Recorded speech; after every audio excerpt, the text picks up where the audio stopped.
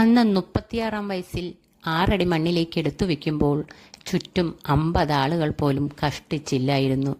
കാലം കടന്നുപോയപ്പോൾ അവളുടെ കല്ലറയ്ക്ക് മുന്നിൽ ആളൊഴിഞ്ഞ സമയമില്ല, തിരിയണഞ്ഞ നേരവുമില്ല. കുടമാളൂരിൽ തളിർത്ത വല്ലരിയേ, മുത്തുച്ചിറയിൽ വളർന്ന